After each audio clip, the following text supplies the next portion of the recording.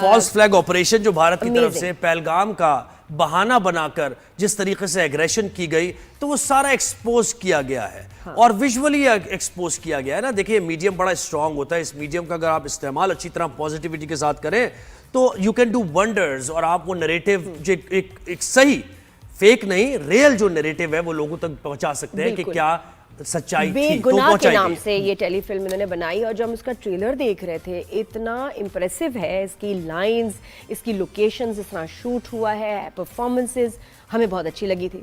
तो वो शमून से ही बात करते हैं क्योंकि डायरेक्ट किया उन्होंने बहुत इम्पोर्टेंट टेलीफिल्म। जी, अस्सलाम वालेकुम, गुड मॉर्निंग शमून, कैसे हैं आप?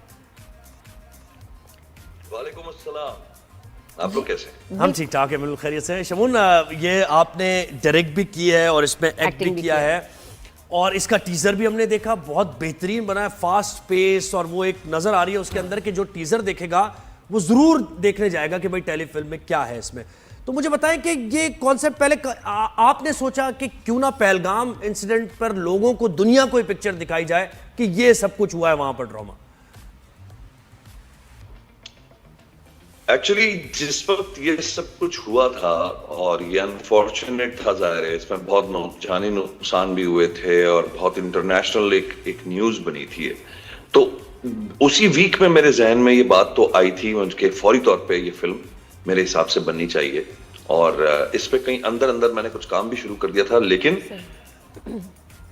इवेंचुअली आप कह लें या लकीली कह लें कि एक दिन ग्रीन की तरफ से मुझे एक प्रोजेक्ट मिलता है, और उसमें वो कहते हैं कि शमून भाई ये जो है, अच्छा, मुझे उस वक्त तक जब मैंने स्क्रिप्ट पिक किया तो मुझे नहीं पता था कि क्या चीज है। मैं घर गया और मैं जाके बड़े सुकून से स्क्रिप्ट पहले पढ़ना शुरू किया, तो मैं 5वें 7वें सीन में जाके मुझे रियलाइज हुआ कि यार ये तो पहलगाम पर हम बात कर रहे हैं। And than me and green के डिपार्टमेंट में शहजाद जावेद साहब और रजा मूसवी साहब, मुख्तलिफ 2-3 लोगों के साथ हमने इसको फिर कोलैबोरेशन में इसको और बेहतर करना शुरू किया, और इसके अंदर हमने डेटा एनालिसिस, रियलिटी, देखें हमें जो सबसे इंपॉर्टेंट बात है वो इस फिल्म को बनाने की, वो ये है कि दुनिया तक सच्चाई जानी चाहिए थी।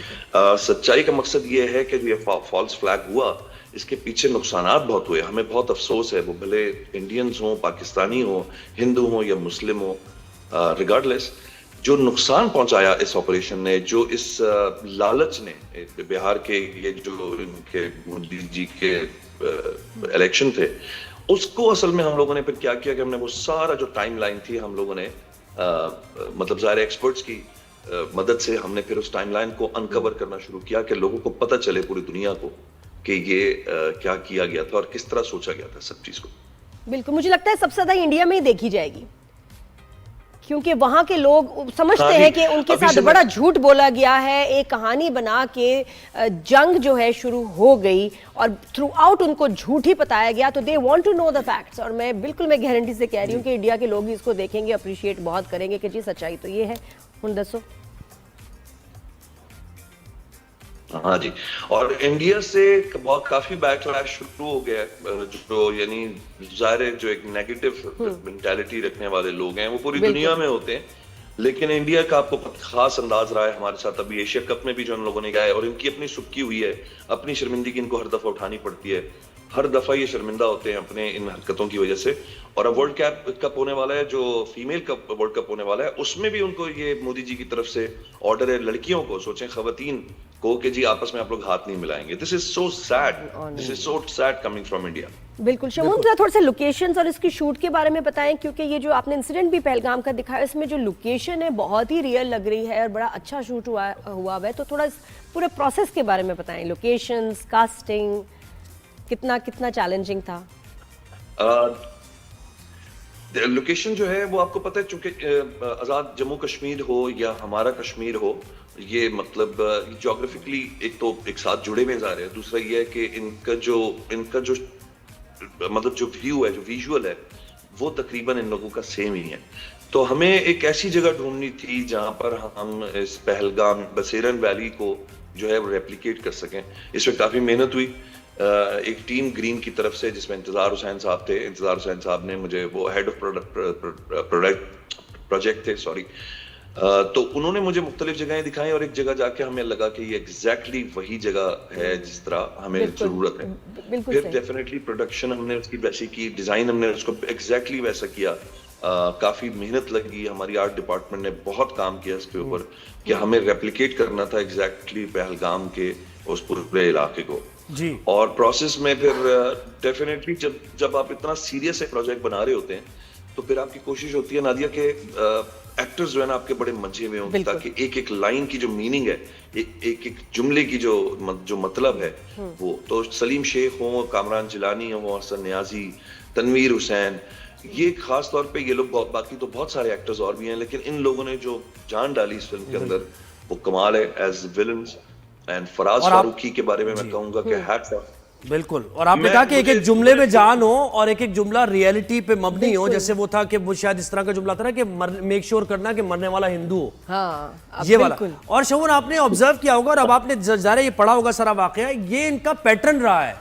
इनके जो मेजर है वहां बैठ के कम्युनिकेशन करते हैं यहाँ स्लीपर सेल्स के साथ, और वो पाकिस्तान के इलाकों में जाके और बस स्टॉप पे जाना और मुझे खून चाहिए, मुझे डेड बॉडीज चाहिए, ये बाकायदा उन्होंने रियलिटी में कहा हुआ है।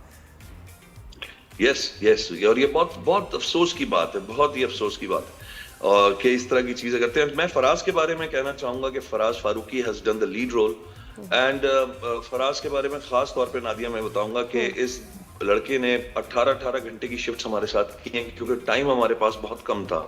हमें इस फिल्म को टाइमली लाना बहुत जरूरी था। और ये भी मैं आपको एक आपके प्लेटफॉर्म से पहली दफा ऑन एयर एक बात बताऊंगा कि this is the fastest film probably Pakistan में आज तक बनी होगी। ये 23 डेज में एक फिल्म बनी है पूरी की पूरी, ओनली 23 डेज। तो this is the fastest film ever probably in Pakistan. और इतनी अच्छी क्वालिटी के साथ फराज की आप बात कर रहे हैं तो वो तो मैं उनकी जो है ना पहलवानी की बहुत फैन हूँ। जो अखाड़ा में इन्होंने फाइट की थी, मैं तो वहां से फराज की फैन हो गई थी। यस।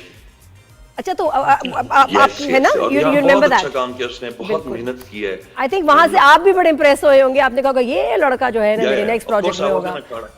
जी बिल्कुल है, ये आपको दिखाएंगे वो fight. Shamoon, you playing negative again. Shamoon ने बड़े खतरनाक और बहुत मुश्किल नेगेटिव कैरेक्टर्स किए हैं कि जो अब बयान करना मुश्किल है, और वो किए आपने। तो ये एक्सपीरियंस कैसा था इस टाइम, और आप क्या कैरेक्टर प्ले कर रहे हो? नेगेटिव ही है तो नेगेटिव है और वो तो अंदाजा हो गया होगा आपको हमेशा की तरह। इसको करने में एक्चुअली कोई बहुत ज्यादा मुझे रिसर्च इसलिए नहीं करनी पड़ी कि एक तरफ की कहानी तो बड़ी डॉक्यूमेंटेड है, it is the way it is, but this character मुझसे मेरी टीम ने ही रिक्वेस्ट किया, मेरे एडीज ने, मेरे हेड ऑफ प्रोडक्शन ने कहा कि यार यू शुड बी देयर, जबकि मैं I was not in the film. इस कैरेक्टर को कोई और कर रहा था, अनदर एक्टर। तो लास्ट मोमेंट पे बस सबने रिक्वेस्ट करना शुरू की कि शमून भाई आप करें। और उसमें यह है कि फिजिकली बहुत सारा काम करना है, इसमें पहाड़ चढ़ने हैं, पहाड़ उतरने हैं, बहुत कुछ होना है। तो वो अल्हम्दुलिल्लाह अभी तक प्रैक्टिस थोड़ी सी है मेरी, जरा रफ टेरेन्स में शूटिंग करने की, आउटडोर शूटिंग करने की। अभी भी अल्लाह ताला ने थोड़ी सी जान दी हुई है कि पहाड़ शहाड़ चढ़ लेता हूँ, उतर लेता हूँ। तो उसकी वजह से मुझे लगता है कि मैं तो शमून को कहती इटालियन स्टैलियन हूं भाई। ये कब रिलीज हो रही है मूवी, और ये भी मुझे बताएं कि क्या ये सिनेमाज में भी होनी चाहिए? होनी चाहिए, और बिल्कुल, और फेस्टिवल्स वगैरह में। मैं तो चाहती हूँ फेस्टिवल्स में जाए, ऑस्कर्स में जाए। ये बस अब एक सरप्राइज है आवाम के लिए। लेकिन मैं आपको बताऊं नादिया कि हमें यकीन नहीं था कि इतना हुब्बुल वतनी आज भी हमारे मुल्क में मौजूद है।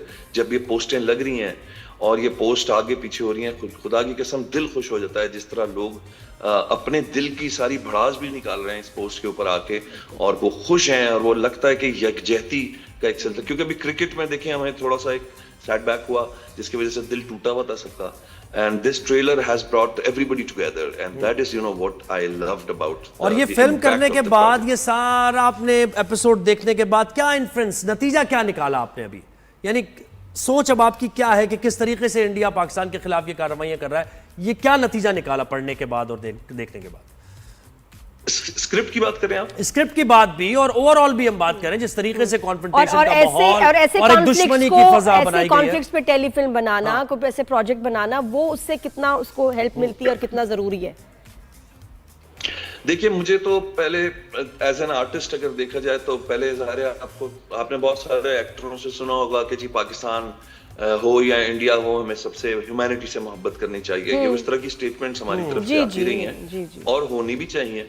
बिल्कुल यही सोच होनी चाहिए एक अच्छे कौम की। लेकिन आपने अगर इतना ही अच्छा कौम बन के रहना है और सामने वाला आपको जो है वो गीले कर करके चपले मारे चले जा रहा है और मारे चले जा रहा है और आप चुप बैठे हुए हैं और आप उसको जवाब नहीं देते और आप ह्यूमैनिटी के नाम पे अपनी कौम को जलील होने दे रहे हैं, तो ये तो हम नहीं होने देंगे, ठीक है ना।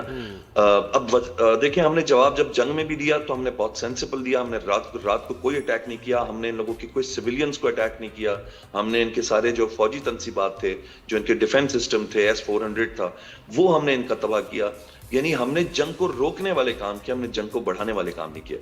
हमने जब एशिया कप खेला या क्रिकेट खेला या कुछ भी किया, हमने हमेशा आगे हाथ बढ़ाया कि भाई इजी हो जाओ, ये पॉलिटिकल मसले हैं, इस मसले को तुम ग्राउंड लेवल पर, सिविल लेवल पर लाके क्यों नफरतें फैला रहे हो। बट अगर वो नहीं सुन रहे, उनका नेटफ्लिक्स हो या उनका प्राइम अमेज़न हो, वो लोग इतने बुरे बुरे शोज हमारे अगेंस्ट बना रहे होते हैं 24 घंटे। हमारे रिलीजन को, हमारे इस्लाम को, हमारे मुल्क को हर वक्त टारगेट किए। मैं पिछले 25 साल से टारगेट किए हैं। तो it's time that they now face the same response, they will face the same thing.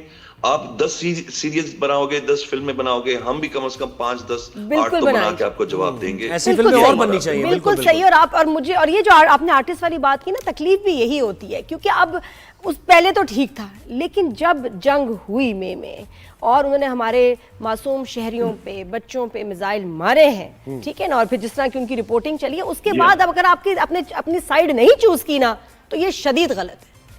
और ये लोगों को भी समझ आ गया, चाहे उनके आर्टिस्ट कौन कितने ही बड़े आर्टिस्ट क्यों ना हो। अब ये नहीं चलेगा कि आप तो भी कह रहे हैं हम आर्टिस्ट को फर्क नहीं पड़ता, artist should not get involve. Artist are involve.